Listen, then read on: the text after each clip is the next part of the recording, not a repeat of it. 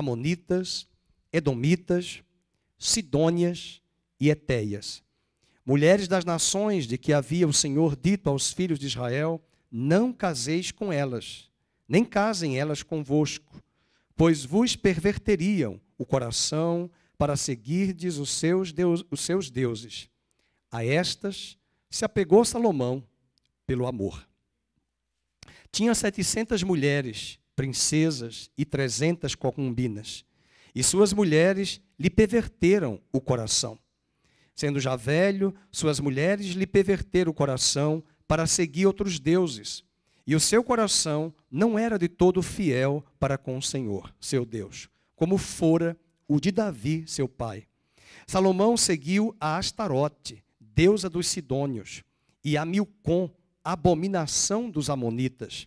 Assim fez Salomão o que era mal perante o Senhor, e não perseverou em seguir ao Senhor como Davi, seu pai. Nesse tempo, edificou Salomão um santuário a Quemos, o nome de um deus, abominação dos moabitas, sobre o monte fronteiro a Jerusalém, e a Moloque, abominação dos filhos de Amon. Assim fez para com todas as suas mulheres estrangeiras, as quais queimavam incenso e sacrificavam a seus deuses. Pelo que o Senhor se indignou contra Salomão, pois desviara o seu coração do Senhor Deus de Israel, que 2 vezes lhe aparecera. E acerca disso, lhe tinha ordenado que não seguisse a outros deuses. Ele, porém, não guardou o que o Senhor lhe ordenara. Por isso disse o Senhor a Salomão: visto que assim procedeste e não guardaste a minha aliança, nem os meus estatutos que te mandei, tirarei de ti este reino e o darei a teu servo. Contudo, não o farei nos teus dias por amor de Davi teu pai, da mão de teu filho o tirarei. Todavia, não tirarei o reino todo, darei uma tribo a teu filho por amor de Davi meu servo e por amor de Jerusalém que escolhi. Levantou o Senhor contra Salomão um adversário, Hadad, o edomita, e este era da linhagem real de Edom.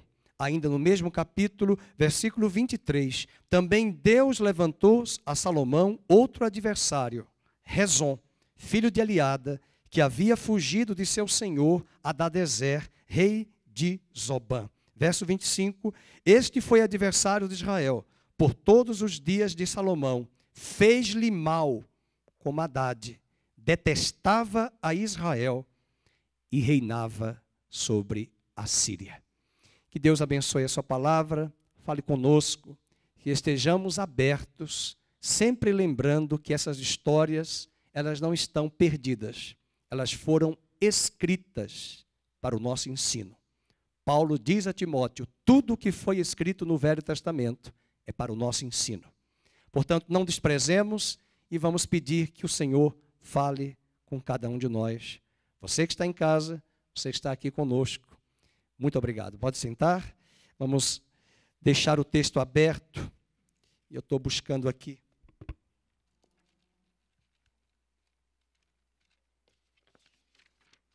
Meu roteirinho. Essa é uma história que nós aprendemos hoje de manhã, no capítulo 10, quando a rainha de Sabá visitou a Salomão, e também as riquezas e os tesouros, e a forma como esses tesouros e riquezas foram adquiridos ao longo do reinado de Salomão. As Escrituras jamais se esquivam dos defeitos dos heróis. A Bíblia não esconde, não ofusca os segredos, os defeitos, os erros dos grandes homens de Deus. Os retratos que apresentam não encobrem as falhas, e antes elas apresentam as Escrituras sagradas, esses defeitos, essas falhas, com absoluta fidelidade. Deus deu a Salomão, meus amados, riqueza. Deus deu a Salomão sabedoria. E Deus deu a Salomão grandes oportunidades. Eu chamaria este sermão de hoje, o homem sábio insensato. Um homem sábio, culto, instruído, mas insensato. diploma algum deste planeta confere necessariamente sabedoria. Sabedoria é algo que os diplomas não necessariamente imputam sobre nós. Porque nós podemos ter o conhecimento, mas a sabedoria é usar esse conhecimento e aplicar no seu devido lugar, na hora certa, pelo motivo certo. Portanto, não necessariamente sabedoria é conhecimento intelectual. Há muitos que são sábios. Eu falei hoje de manhã de uma pessoa que eu conheci aqui na região, com pós-doutorado em química, na área de medicamentos e de drogas. Entretanto, esta mesma pessoa, com PhD em química, não consegue se libertar da cocaína e da maconha. Tem conhecimento, mas não tem a sabedoria de Deus. Se você tem problema com sabedoria, eu trago boas novas da parte do Evangelho. Paulo nos diz na primeira carta aos Coríntios, no capítulo 1, verso 30, que Cristo se tornou da parte de Deus justiça e sabedoria. Ele é o Logos, ele é o próprio Verbo, a palavra viva, a sabedoria de Deus em ação. Ele sabe usar no momento certo, na hora certa, pelas motivações certas, nos seus modus operandi, uma ação e uma palavra que é suficiente para resolver qualquer situação na nossa vida. Portanto, vamos buscar essa sabedoria e lembrarmos hoje à noite de Salomão, que era o homem sábio, mas era insensato. Agora eu trago aqui na vida dele um rei que afastou-se do Senhor e ele tomou decisões insensatas. Ele começou muito bem, mas ele não terminou muito bem. Alguns entendem que ao escrever Eclesiastes, Salomão já estava na sua velhice e fez uma leitura retrospectiva, em um olhar retroativo, e ele observa na sua vida o que ele não deveria ter feito. Tenha muito cuidado quando você lê o livro de Eclesiastes. Quando a palavra de Deus diz que tudo é vaidade, na verdade a palavra vaidade que está ali, ele quer dizer, no bom sentido etimológico, que essas coisas podem ser em vão se você usar destas coisas com as motivações erradas. Salomão vai dizer no capítulo 1, no capítulo 2, 3, 4, 5 de Eclesiastes, o que ele teve, o que ele obteve, o que ele construiu. E aí, por fim, ele diz, tudo é vaidade. E se você usar essa expressão tudo, então você não vai viver a vida. Você não vai ter nada, você não vai trabalhar, você não vai estudar. Mas não é isso que ele quer dizer. Ele quer dizer que, de fato, tudo é vaidade, se as motivações não forem dirigidas por algo muito maior, que é o reino de Deus na nossa vida. Comentamos hoje de manhã que ele coloca no trono do seu palácio um trono de marfim, coberto de ouro. Mas aonde está na Bíblia que Deus pediu que o trono de Israel tivesse marfim? Escudos de ouro, ele mandou fazer 500 escudos de ouro. Tudo isto foram excessos. E esse é um dos grandes problemas na vida da humanidade. Quanto mais nós temos, mais nós queremos. E são excessos, luxo, ostentação. E nós temos que aprender até com pessoas aí fora, que mesmo tendo muitos recursos, muitas vezes elas não ostentam. Vivem uma vida sem muito luxo, sem muitos excessos, sem excessos. E isso também é sabedoria. Portanto, aprendamos com as Escrituras Sagradas. E eu quero mostrar que essa estutícia do homem, né, essa estutícia, segundo o próprio Salomão, que nós vamos ver na tela, Provérbios 19, versículo 3. Vamos ler a estutícia do homem, a insensatez, a teimosia do seu coração perverte o seu caminho. Provérbios 19, verso 3. Provérbios 19, verso 3. A loucura, troque a palavra estutícia. A insensatez, a loucura, a teimosia da sua mente, dos seus pensamentos, podem perverter o caminho. Mas é contra o Senhor que o seu coração se ira. O mesmo Salomão que falou de tanta sabedoria, que falou esse provérbio, ele mesmo se perdeu no caminho desta terra.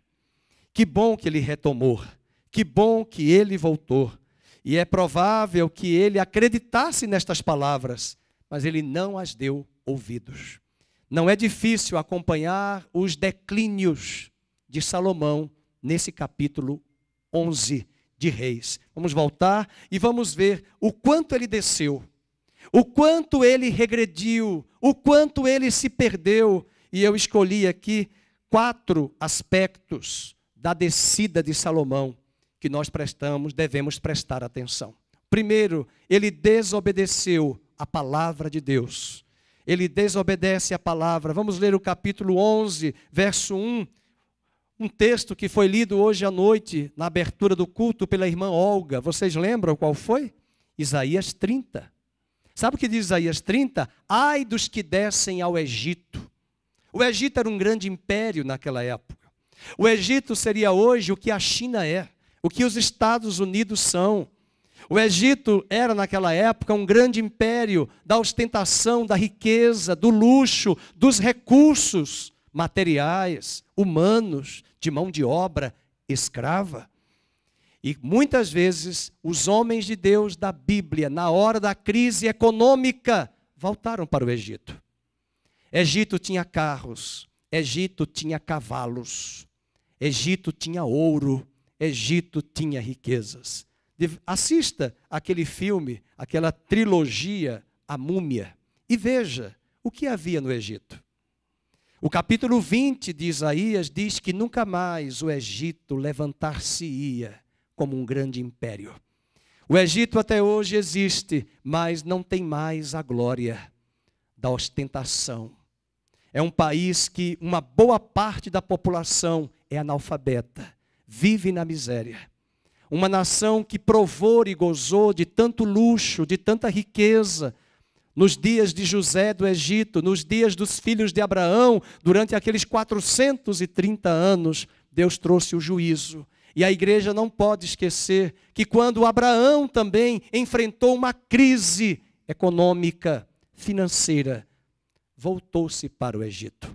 Leia em casa Gênesis capítulo 13. Ele foi buscar socorro no Egito e não foi à toa que o pai de Salomão, Davi, escreveu no Salmo 20, uns confiam em carros, outros confiam em cavalos. Nós, porém, confiamos no nome do Senhor nosso Deus. Estamos numa crise pandêmica, estamos numa pandemia que trouxe atrelado uma crise econômica, mas o Senhor continua sendo soberano, Ele muda os tempos, Ele muda as estações e Ele abre portas para você. Nós não precisamos usar de subterfúgios, de recursos humanos, de tentativas humanas e até o jeitinho brasileiro, humano, da mão humana para mexer nos caminhos que só Deus compete a Ele fazer, agir, porque Ele opera em nós o querer e o efetuar, e agindo Ele, quem o impedirá?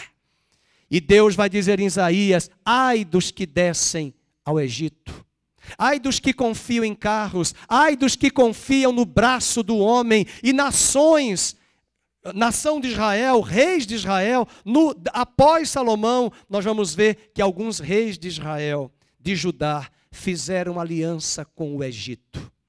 Nos dias de Jeremias, Jeremias abriu a sua boca e disse várias vezes ao rei Zedequias, não peça ajuda ao Egito, é Deus quem vai dar vitória a Zedequias, mas ele não deu ouvidos. Os reis de Judá buscaram fazer aliança com o Egito, quando a Síria e a Síria no norte se levantaram contra a nação de Judá e de Israel. E Deus ficou entristecido porque eles se esqueceram que Deus havia dito em Isaías, ai dos que descem ao Egito. A ida de Abraão no capítulo 13 de Gênesis para o Egito, leia em casa, só vieram problemas, dificuldades. Ele até não ouviu mais a voz de Deus. E quando ele saiu do Egito e voltou para o último lugar, Betel, onde Deus tinha falado com ele, aí Deus voltou a falar com Abraão. Deus não tinha dito para ele ir ao Egito. E muitas vezes na nossa crise, nós vamos para o Egito. Nós vamos para o mundo. Nós aceitamos as ideias do mundo, uma figura do Egito. E o que nos assusta aqui, que você não pode aceitar como normal, é porque quem mandou ele casar com uma filha de Faraó? Diz a versículo 1, ora, além da filha de Faraó, amou Salomão muitas mulheres estrangeiras. Já começou errando aí, porque além de buscar alguém do Egito para se casar, ele vai também ainda buscar 1000 mulheres para constituir uma família. Meu Deus do céu, eu fico pensando na pensão para ele dar àquelas mulheres, os jogadores de futebol que sabem o que é se separar de uma, de outra, e as pensões.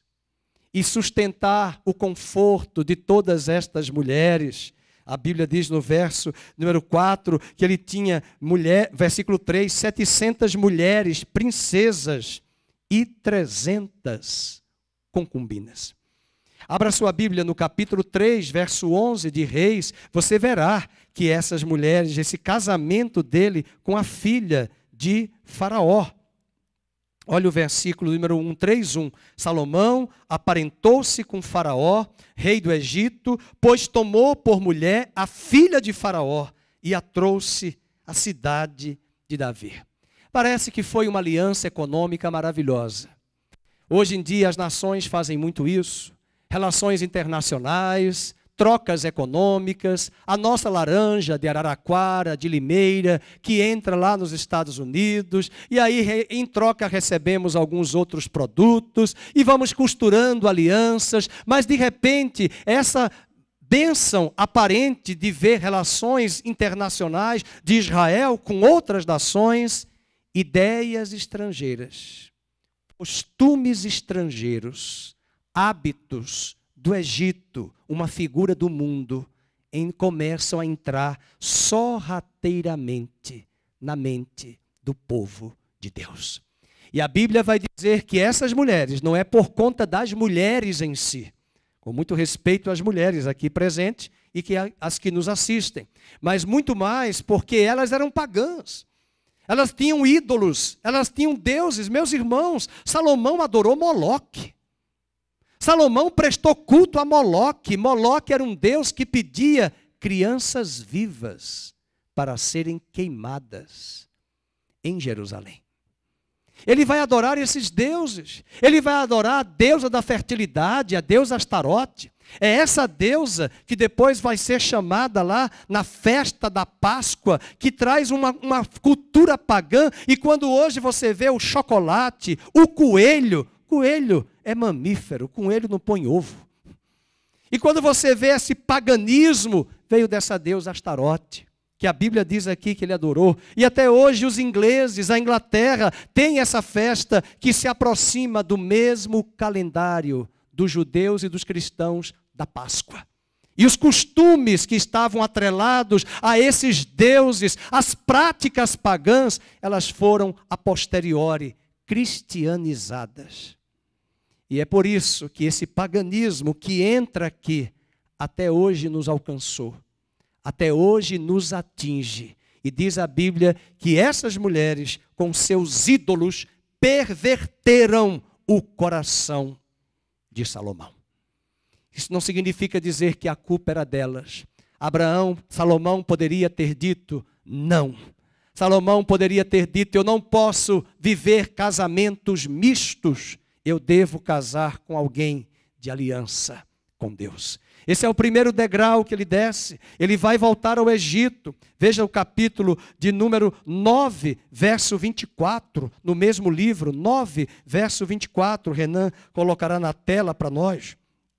Ele que cumpriste para com teu servo Davi, que prometeste pessoalmente. Eu estou no 8, 9, 24. E subiu, porém, a filha de Faraó da cidade de Davi a sua casa, que Salomão lhe edificara. Então edificou a Milo. E ele vai comprar cavalos dessa nação. Salomão vai comprar cavalos. Era o que o Egito tinha. Naquela época eram os cavalos de guerra. Lembram do Êxodo? Os cavaleiros e os cavalos que foram destruídos na travessia do Mar Vermelho. Era o que o Egito confiava. Eles confiavam nos carros. Eles confiavam nos cavaleiros. Mas eles confiam. Nós, porém, confiamos no nome do Senhor. O salmista também disse, eles se levantam e caem. Nós, porém, nos levantamos e permanecemos de pé.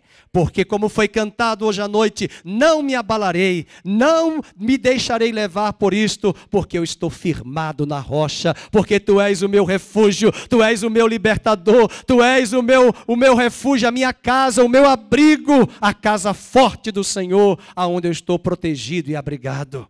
Nós podemos afirmar isso no meio desta crise, no meio desta pandemia. Deus tem guardado a sua empresa, os seus negócios, ainda que não tenha vindo aquela bonança. Você pode dizer hoje à noite aí na sua casa, aqui, Deus é fiel, Ele tem nos sustentado, Ele tem guardado a minha família, a minha casa, a minha empresa, os meus negócios e tem guardado a minha mente e o meu coração. Porque não adianta nada guardar todas essas bênçãos materiais.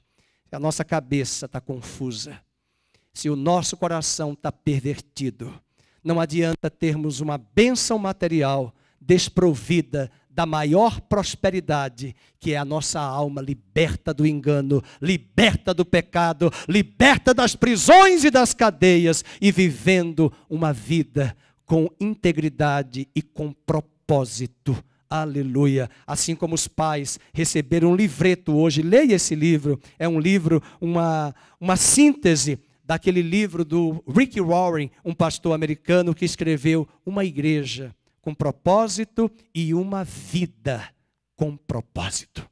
Nós não caímos aqui de paraquedas no planeta, nós temos uma vida a viver com intensidade, uma vida bem vivida, a vida eterna. Com um propósito que Ele nos predestinou antes da fundação do mundo. Por isso, jovem, seu casamento deve ser um propósito de Deus. Sua vocação e seu trabalho deve ser uma vocação divina. Tudo o que fazemos nesta terra, quer comamos, quer bebamos, disse Paulo, vivamos com excelência e façamos para a glória de Deus. Aleluia. Ele desobedeceu a palavra, ele casou com uma egípcia a fim de firmar um tratado de paz com o pai dela e quis cavalos e carros. Veja, por exemplo, no capítulo 4, verso 26 ao 28. Vamos rever essa parte aí, 4, 26 ao 28. Tinha também Salomão 40.000 cavalos em estrebarias. Se você parar aí, você já vai perguntar, Deuteronômio 17. Deuteronômio 17, quando o rei se assentar no trono, ele não pode multiplicar cavalos. Ou será que Salomão se esqueceu que Davi mandou fazer um censo do IBGE para contar o número de soldados e Deus permitiu o diabo tocar em Jerusalém? Será que você se esqueceu do texto que nós estudamos aqui há 2 meses atrás, que Davi, na sua ousadia, disse no seu orgulho, eu quero contar quantos homens eu tenho de soldados em Israel. E a Bíblia diz que Deus ficou irado. E a Bíblia diz que Deus deixou Satanás tocar. E quase que Jerusalém foi destruída.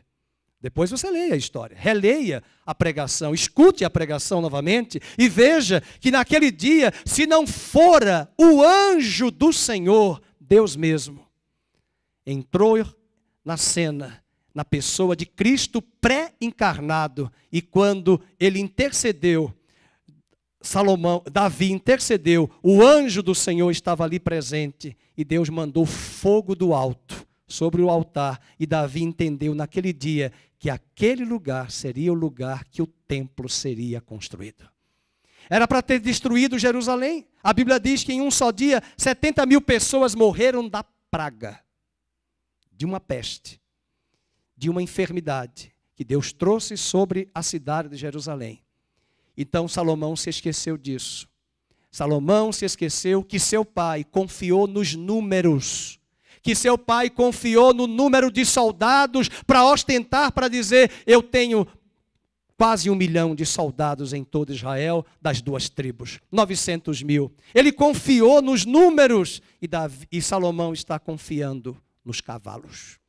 É por isso que o Salmo 20, eles confiam em carros, eles confiam em cavalos, nós, porém, confiamos no nome do Senhor. Ainda no capítulo 4, verso de número 27, e forneciam, pois, os intendentes provisões, cada um no seu mês, ao rei Salomão e a todos quantos lhe chegavam à mesa.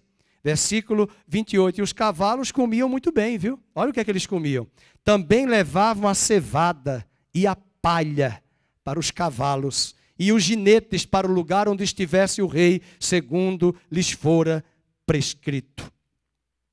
E o versículo de número 26 fala dessa quantidade de cavalos, 40 mil em estrebarias para os seus carros e 12 mil cavaleiros. Veja que ele mandou importar carros do Egito. Hoje você tem da Alemanha, Volkswagen. Hoje você tem da Itália, Ferrari. Hoje você tem carros da Coreia do Sul. Hoje você tem carros importados. Mas ele trouxe carros importados do Egito. E vai costurando aliança.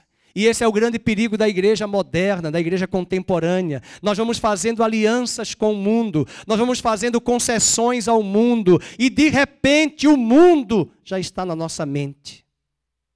Os valores já se inverteram em troca de prosperidade, de ibope, de curtidas nas redes sociais. Olha, aquela artista famosa está curtindo aquele pastor. Por que ela curte se ela não nasceu de novo? Olha quantos seguidores aquele pastor tem. Olha o que ele está falando. Olha, ele está se parecendo demais com o mundo. Pois é. E esta aparente prosperidade, esta igreja cheia de gente linda, bonita, cheirosa, arrumada, o mundo entrou. O mundo permanece em seus valores, na mente da igreja. E os anos passam e a mente de Cristo não tem sido construída na igreja e no povo de Deus. O capítulo de número 30 de Isaías, vamos voltar para lá, Isaías 30, onde a nossa irmã Olga pôde ler hoje à noite. Abra comigo e o Renan colocará na tela, por gentileza. Isaías 30, veja, ai dos filhos rebeldes, verso 1, diz o Senhor, que executam planos, que não procedem de mim, e fazem aliança sem a minha aprovação, para acrescentarem pecado sobre pecado. Verso 2, ai dos que descem ao Egito sem me consultar, que buscam refúgio em Faraó e abrigo na sombra do Egito. O Egito tem prosperidade, o Egito tem recursos, mas quem mandou você ir para lá?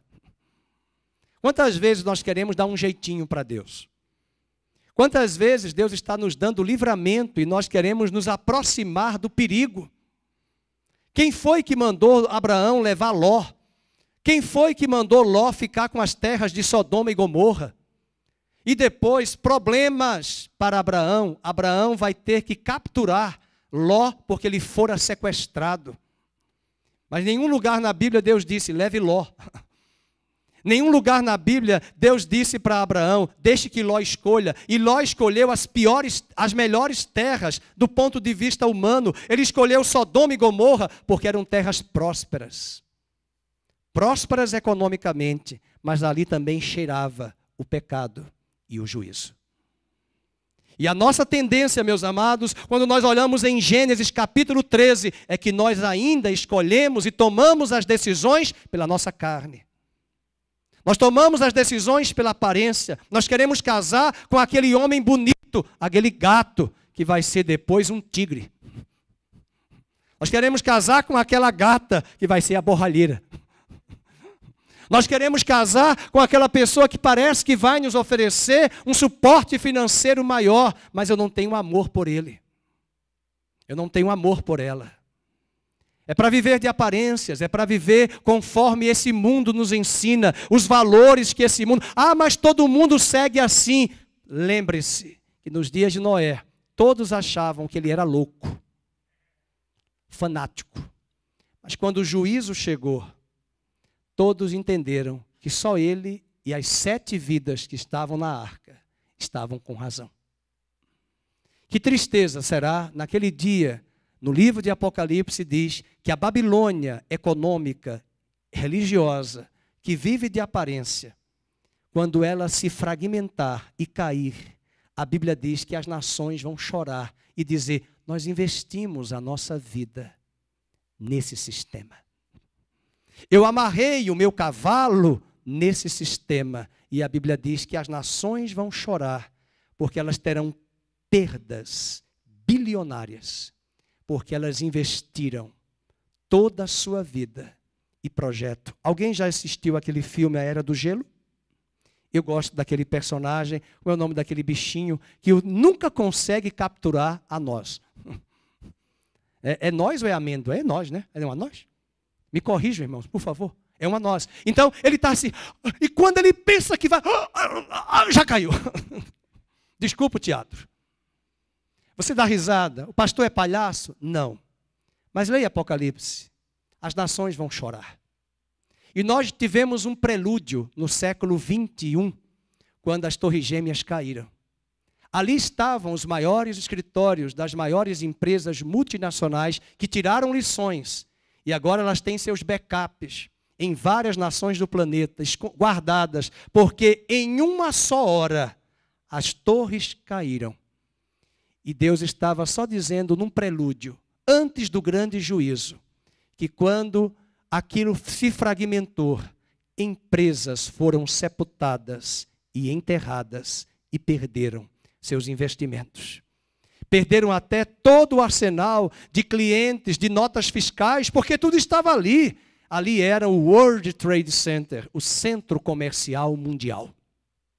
E ai dos que descem para o Egito, para depender só destas coisas e viver uma vida aquém do plano de Deus, pautado apenas naquilo que Salomão foi fazer, buscando no Egito. E, queridos, o Egito representa a escravidão do mundo.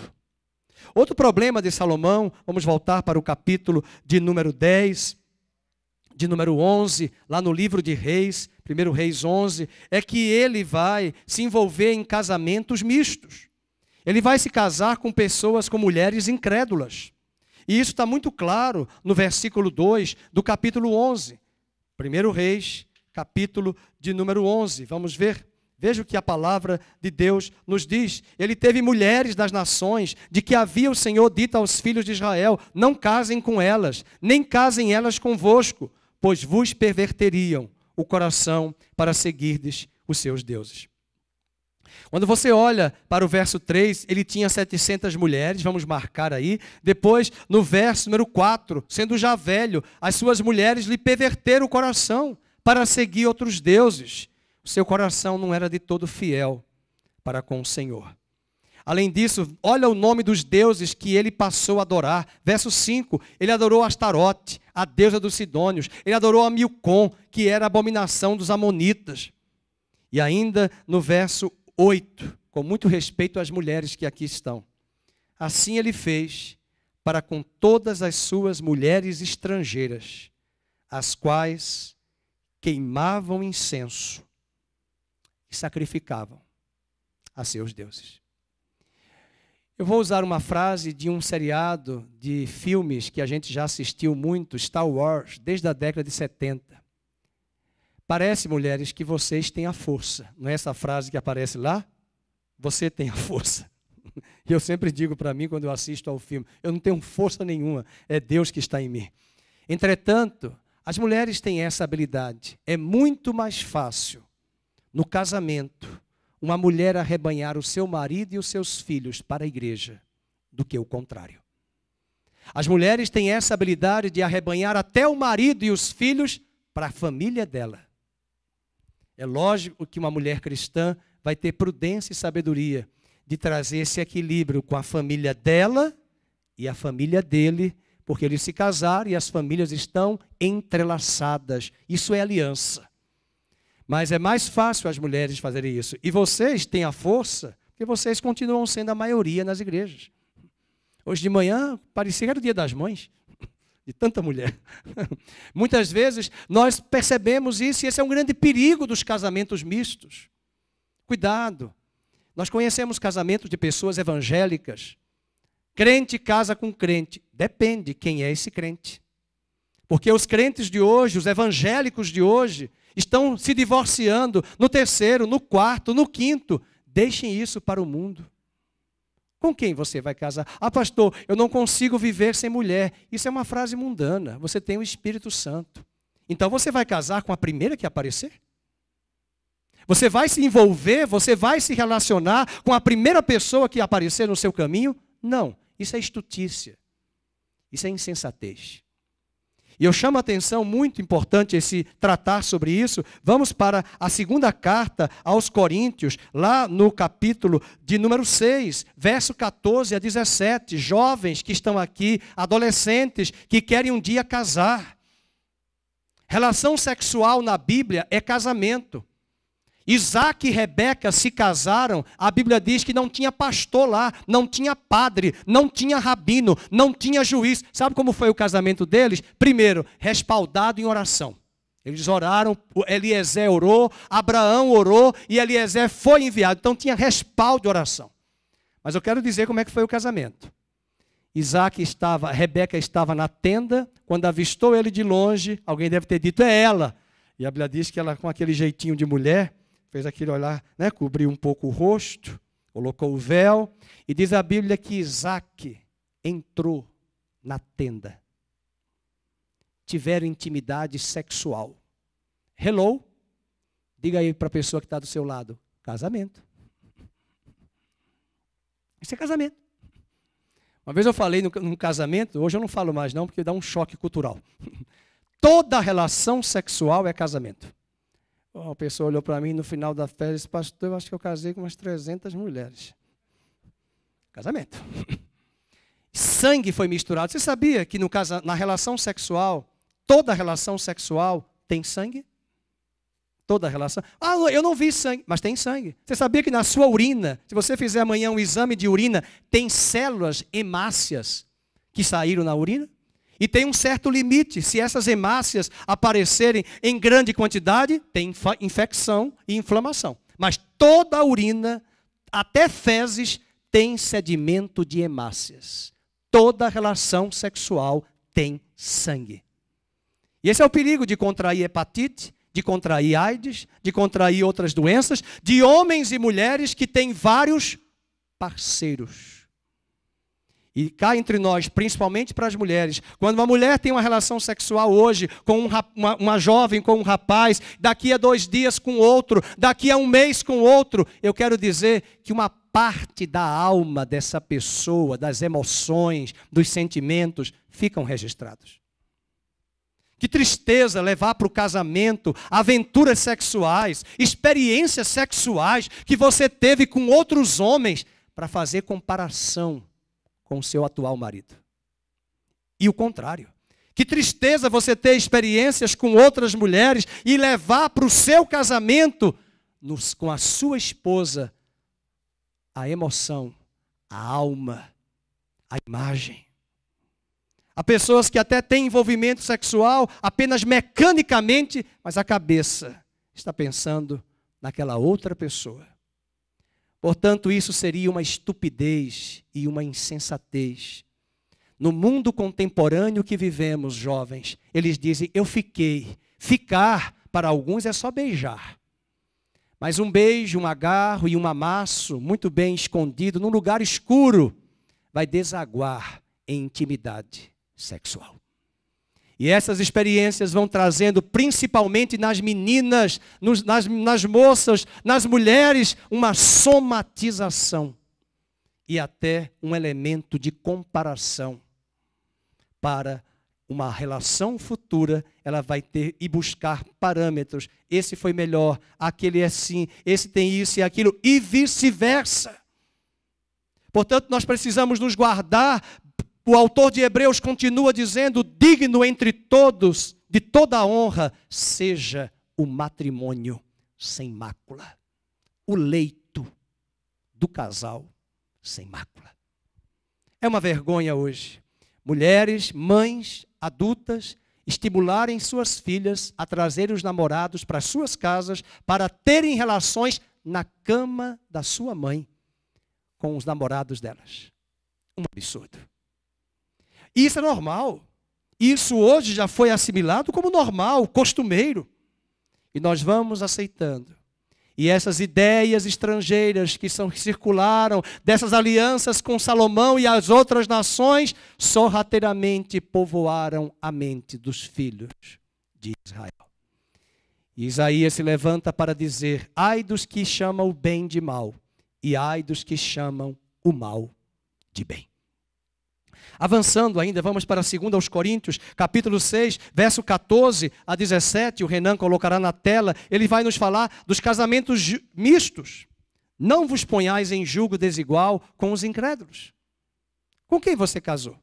Do que adiantou você casar com uma pessoa que é crente, um homem crente, se ele não quer vir para a igreja?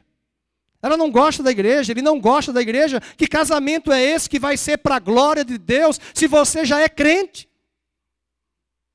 Deixe isso para os incrédulos. Deixe isso para as pessoas insensatas lá fora. Que história é essa? Eu não consigo viver sem uma vida sexual. Consegue, você tem o Espírito Santo. Ou você vai amarrar a sua vida em mais problemas que virão. A vida não se resume a sexo, meus queridos. Esse é um dos grandes deuses. Você sabia que a palavra amor é o contrário, é Roma invertido? Você já foi a Roma? Você já viu aquela praça que está em Roma, que lança as moedas? Ali era o local onde tinham as orgias. Roma deturpou a verdadeira palavra ágape, amor, amor e Roma. Roma trazia o amor pervertido, o amor animalesco, a relação apenas pautada no sexo sem compromisso. E não era sexo apenas com sexo oposto, é com animais, é com crianças, é grupal. E tem até monumentos e estátuas nas ruas de Roma, onde os locais das orgias aconteciam. E os guias turísticos dizem: isso era Roma. Dá vontade de interpelá-lo e dizer: isso é o pecado, isso é a falta de vergonha, isso é a falta, como dizia o meu pai, de um cinturão para dar uma boa disciplina. E velhas senhoras de 90 anos, 80 anos, dizendo: isso é arte, isso é perversão, isso é promiscuidade. E a ira de Deus, quando vier, ela não vai bater a porta e pedir licença. O juízo virá e tudo que o homem semear vai colher. E o mais do que isso hoje, existem partidos políticos que têm como premissas em suas bases ensinar a nova geração a promiscuidade e a perversão sexual para preparar uma geração sem parâmetros para destruir o que sempre eles idealizaram, destruindo a família do burguês, do puritano, trazendo a perversão para que se perca o padrão de família que os puritanos, os burgueses, que eram cristãos na Europa, nos Estados Unidos do século 17, 18 e 19, tinham de base. Hoje mesmo alguém me deu uma cópia que eu vou presentear. O pastor Felipe nem trouxe um livro que foi republicado, A Ética Protestante e o Espírito do Capitalismo. Esse livro foi uma tese de doutorado de um dos grandes sociólogos, Max Weber, que era o contrário de Karl Marx.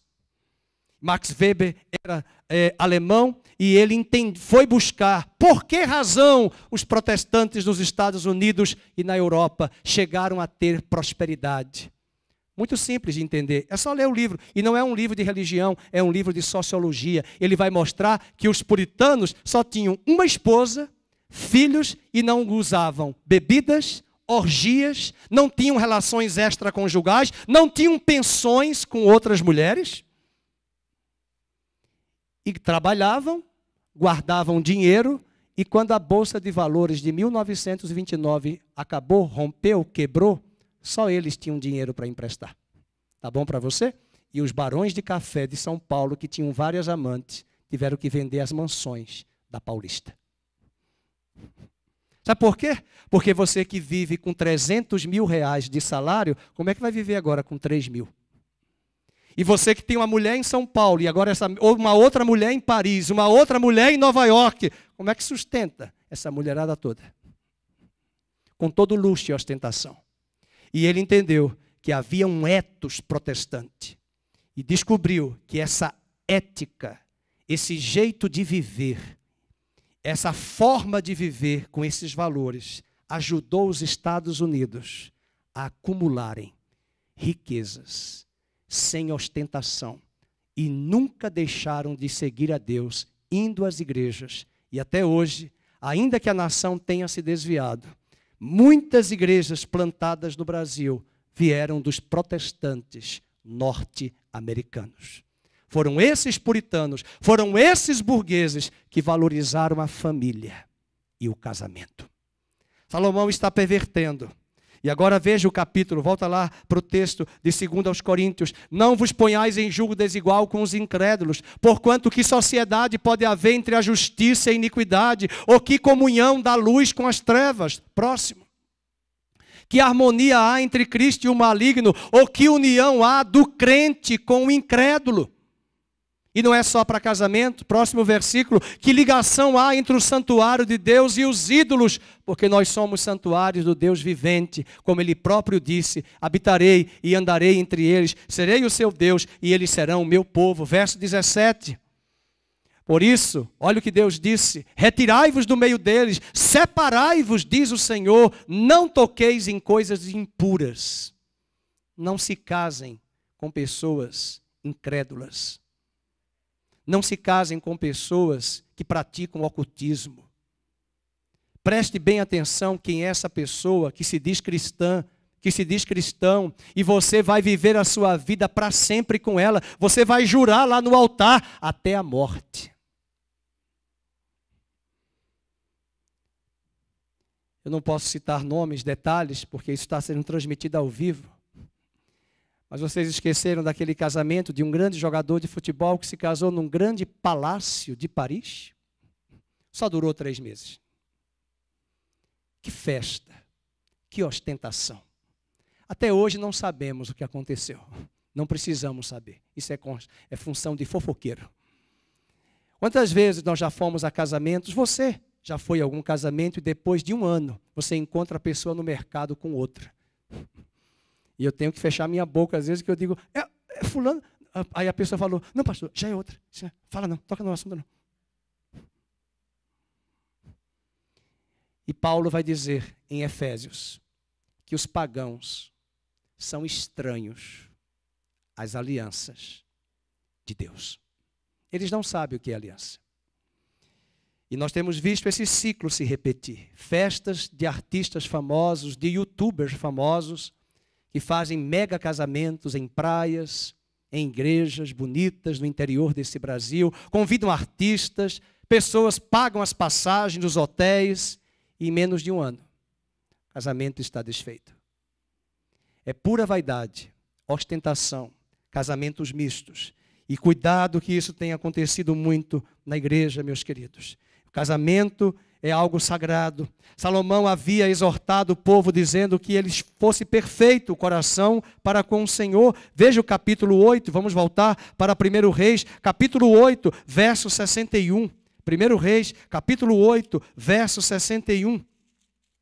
Salomão vai ter aqui uma oração dizendo, seja perfeito o vosso coração para com o Senhor nosso Deus, para andardes nos seus estatutos. Salomão pediu ao povo, seja perfeito, mas ele mesmo perverteu o seu coração.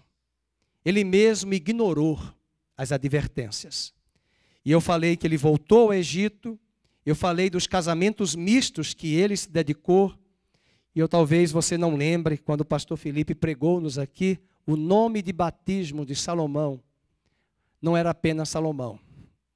Natã, quando tomou a criança, disse a Davi, ponha Jedidias. Jedidias é um nome estranho, mas quer dizer amado pelo Senhor. Isso está muito claro no livro de 2 Samuel, capítulo 12, verso 24 e 25. Põe o nome desta criança Jedidias. Davi colocou Salomão, porque seria para ele um memorial de que aquela paz que ele não tinha com Batseba, aquele menino que morreu do adultério, agora uma nova criança ele teve. E ele disse, será o filho da minha paz. Mas Salomão, a priori, foi batizado como Gedidias, amado pelo Senhor. Jovem, adolescente, você tem um pacto e uma aliança com Deus. Seu nome está gravado nas palmas da mão do Senhor. Não se deixe corromper. E não apenas os jovens, os adultos, os pastores, os anciãos, homens e mulheres são chamados para guardar o nosso coração e preservá-lo no temor, no zelo e na sabedoria do Senhor. Mas, queridos, além dele ignorar as advertências, veja o capítulo 11, ele endurece, ele não dá ouvidos. Versículo 9, pelo que o Senhor se indignou contra Salomão, pois ele desviara o seu coração do Senhor, Deus de Israel, que 2 vezes lhe aparecera. E acerca disso lhe tinha ordenado, não seguisse a outros deuses. Verso 10, ele, porém, não guardou o que o Senhor lhe ordenara. Ele quebrou o primeiro mandamento. Não terás outros deuses além de mim. Ele quebrou o segundo. Não farás para ti imagem de escultura de qualquer criatura no céu, na terra, debaixo da terra. Não te encurvarás, não te prostrarás diante dela. Ele quebrou o primeiro. Ele quebrou o segundo mandamento. Ele se perverte. Ele se desvia. Mas dura coisa é, e aqui eu trago, o primeiro aspecto que nós falamos é que ele desobedeceu a palavra de Deus. Segundo, ele ignorou as advertências de Deus, verso 9 a 13. Terceiro, ele resistiu à disciplina de Deus. E quando nós resistimos à disciplina de Deus, veja o verso 14 ao 25. Anote o verso 14. Levantou o Senhor contra Salomão, sabe quem? Está na Bíblia aí, ó, está na tela. Um adversário. Olha o nome do adversário. Haddad. Haddad. É lógico que tem Haddad aqui no Brasil com 2 Ds, A-D, né? Aqui em Campinas mesmo nós temos, é um sobrenome. Mas veja, Haddad, o edomita, ele era de Edom. Além disso, não foi só Haddad, teve outro inimigo. Versículo 23. Veja, não foi o diabo que levantou. Não foi o diabo. Às vezes, uma pandemia como esta pode ser um instrumento de Deus para falar com as pessoas.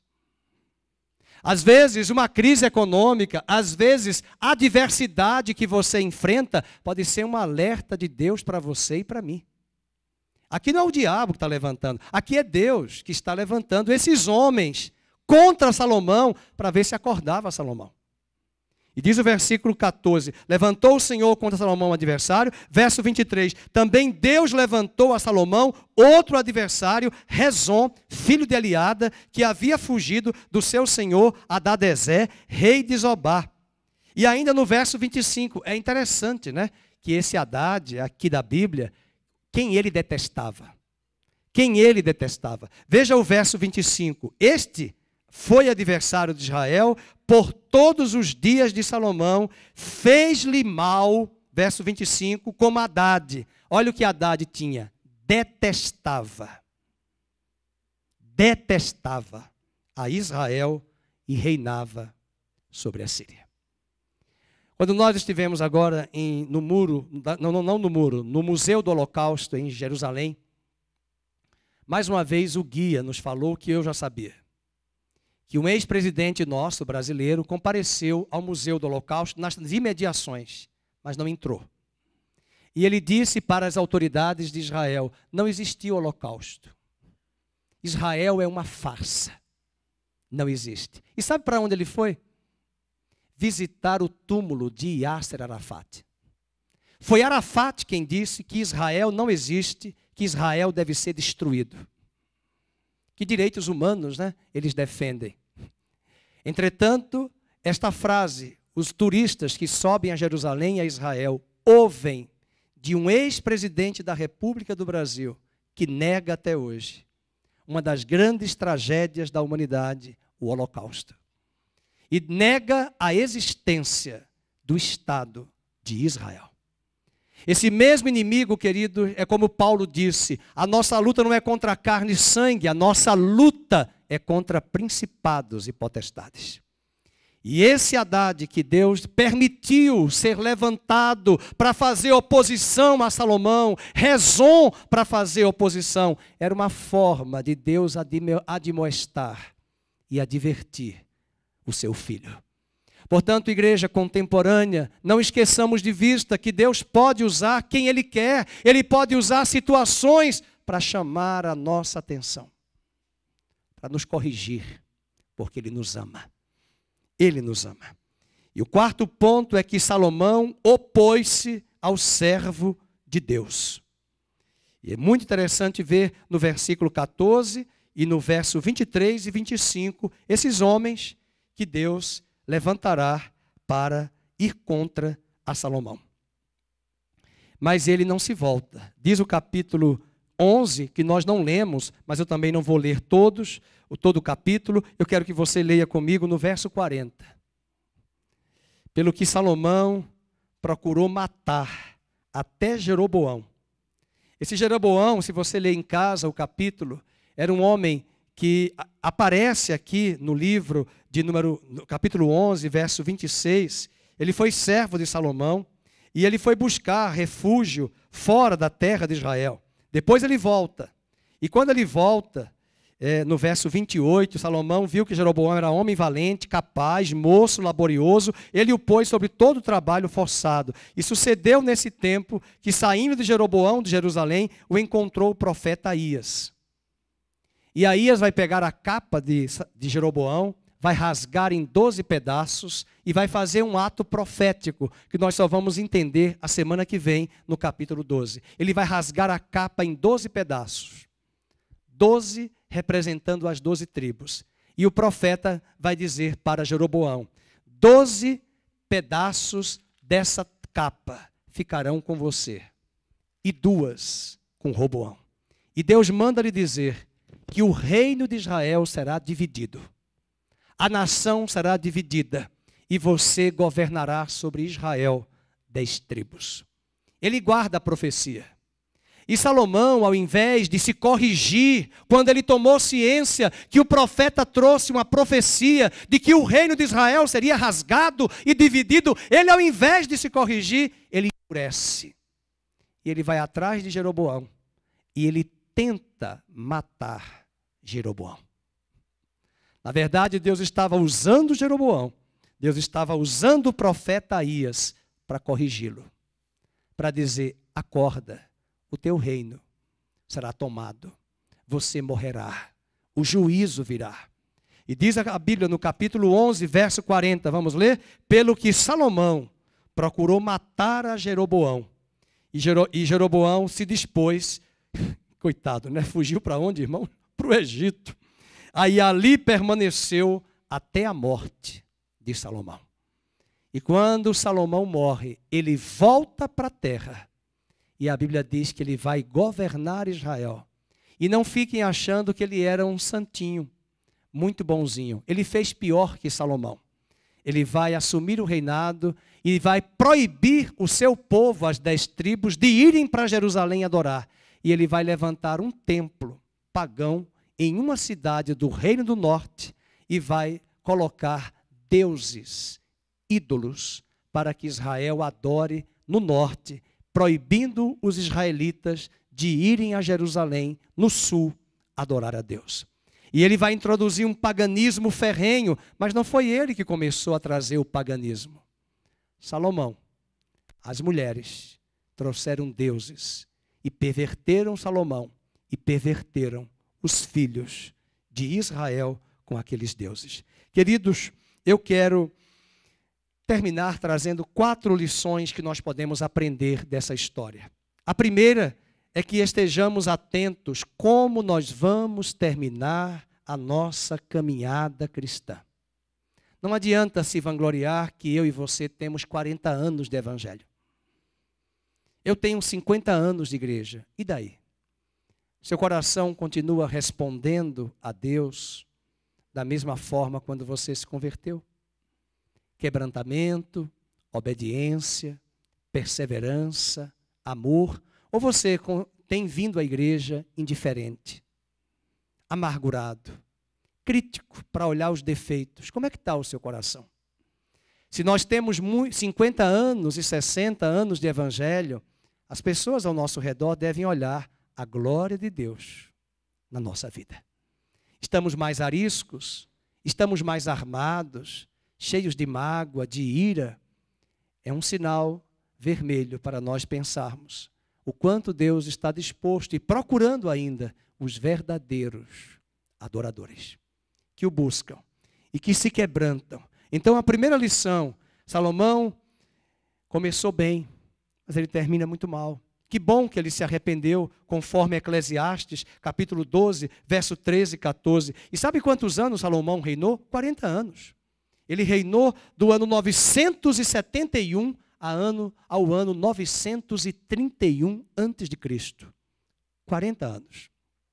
No poder, trazendo perversão, trazendo corrupção espiritual, prosperidade, mas que não trouxe em consonância a verdadeira prosperidade espiritual. Portanto, a primeira lição, estejamos atentos como nós vamos terminar a nossa caminhada cristã. Segunda lição que aprendemos aqui hoje, não retornemos ao Egito. Não retorne ao Egito. Não busque o Egito. O Egito são os costumes deste mundo. O Egito são os valores. O Egito é a cultura deste século. O Egito é a racionalização, a sabedoria humana, a sofia e não a sabedoria de Deus. Isaías 31:1 continua dizendo: não voltem para o Egito. Não retornemos ao Egito. Cuidado, às vezes quando nós ganhamos uma caminhada de anos, e é muito isso acontece com muitos homens, pecados na adolescência de homens que não foram bem resolvidos, perversão, traição, e aí casou, construiu família, filhos, tem casas, carros, trabalho, empresa, salário na conta, muito bom. E aí, quando está 50 anos, 60, se acomoda. Veja o que eu construí, veja o que eu tenho. E aquilo que ele não podia fazer com 14 anos, porque não tinha din-din, agora ele tem, ele pensa que pode fazer. E ele começa a buscar aquelas aventuras, devaneios, como dizia Júlio Iglesias, os devaneios, lá dos seus 12, 13, 14. Ele não tinha dinheiro, mas agora ele tem. E foi assim que Davi, que deveria ter ido para a guerra, ficou espiando no Windows, janela em inglês, e viu uma mulher bonita, lavando as mãos, lavando os pés, em todo aquele procedimento religioso do seu palácio de Saca, quando na verdade ele estava, igual o exemplo utilizado, acomodando-se diante, olha, agora eu sou rei, eu estou no palácio, eu estou na sacada, olha onde eu cheguei. E porque aonde você chegou aí, e eu cheguei, e você chegou, é mais ainda importante orarmos e vigiarmos mais, para não pecarmos. A terceira lição que aprendemos, tenhamos cuidado com as alianças que fazemos. Com quem você casou? Com quem você vai casar? Cuidado, empresas, sociedades. Eu ouvi recente de um médico de uma outra cidade que abriu um grande consultório e ele fez uma sociedade entre ele e um outro médico com um praticante do ocultismo. Não vou falar detalhes porque estamos ao vivo, para não ofender. Mas ele fez uma aliança com a empresa e, queridos, a mulher desse outro homem estava dando em cima do outro sócio. Esse é cristão. O outro não é.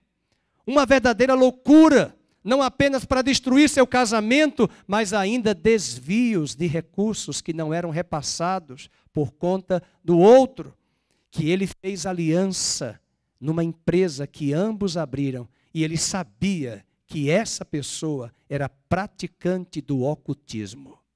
É uma sociedade, é um casamento. E na hora que o problema chega, como é que vai consertar isso? Ele teve que vender o seu imóvel para quebrar a sociedade, pagar e romper para retomar o caminho e começar tudo de novo. com Deus, guiando a sua vida. Portanto, cuidado com as alianças que fazemos, segundo aos Coríntios 6, 14 e 17. E o último ponto, não desprezemos as admoestações de Deus. Deus usou Natã, usou homens para corrigir Davi. Não havia um homem naquele palácio que tivesse coragem, ousadia, intimidade para corrigir Salomão.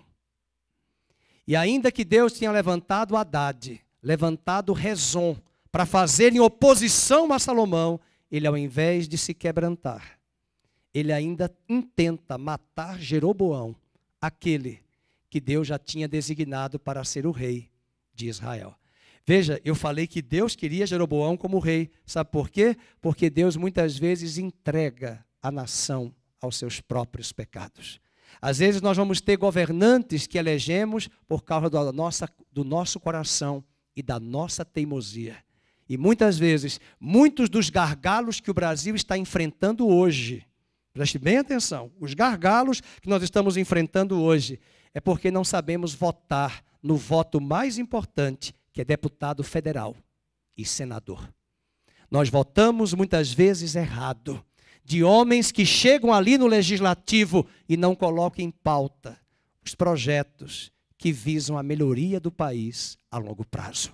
E esse momento crítico que o país enfrenta é para lembrar a igreja que no próximo ano, na eleição, nós precisamos lembrar, não é apenas para presidente, governador, quem é o deputado federal que você vai votar? Quem é o deputado estadual? Quem é o Senado? Vai votar porque ele é bonitinho? Vai votar porque ele é muito bem arrumadinho, engomadinho, Mauricinho e Patricinha? Quais são os projetos? Como é a vida desse camarada? Quais são os valores? E grandes problemas que vamos ter com Jeroboão é porque Deus escolheu ele aqui, vai ser você, porque essa nação merece ter esse tipo de governante. E eu vou usar Jeroboão bem promíscuo, bem devasso, bem pervertido, para mostrar os pecados, não de Jeroboão apenas, dos filhos de Israel. Que Salomão trouxe aquelas mulheres, ídolos, e ensinou a nação, e a perversão espiritual foi marcada sobre aquele povo. E por fim, Hebreus 12, 25, nesse último ponto, nós não podemos desprezar as admoestações. O Renan vai colocar para nós. Nós vamos abrir em Hebreus 12, 25. Vamos ficar de pé e vamos ler em voz alta esse versículo. Porque Salomão desprezou. E eu espero que Fernando, Jameson, Edson, Terezinha, Nelson, não venhamos a endurecer o nosso coração. Essa pandemia está ensinando as nações, o Brasil, e por incrível que pareça, a igreja. Tende cuidado, vamos ler? Não recuseis ao que fala, pois se não escaparam aqueles que recusaram ouvir, quem divinamente os advertia sobre a terra, muito menos nós. Só o pastor Fernando está lendo? Cadê a igreja? Muito menos nós, os que nos desviamos daquele que dos céus nos adverte. Deus advertiu Salomão. Deus admoestou Salomão. Deus está advertindo a igreja e que possamos correr com perseverança a carreira que nos está proposta. Vamos orar. Pai querido, te louvamos por esta palavra hoje à noite, por esse tempo tão especial, por estas lições tão preciosas da vida de Salomão. Nós queremos colocar a nossa vida. Pedimos perdão, ó Deus, quando nós não te consultamos na nossa vida profissional, na nossa vida familiar, na nossa vida financeira, na nossa vida sentimental, conjugal. Pedimos-te perdão quando nós somos guiados pelos olhos, somos guiados pelas aparências, somos guiados pela nossa emoção e até mesmo pelas nossas carências e fazemos alianças erradas, escusas, sujas.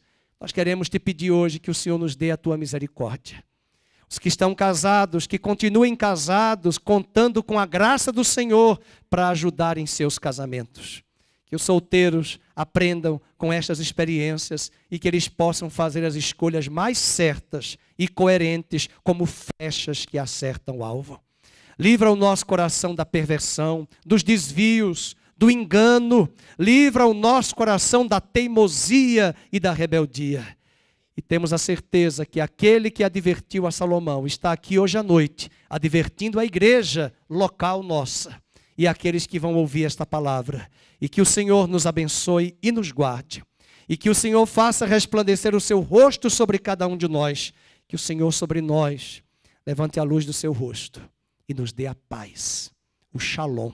No nome de Jesus oramos. Amém e amém.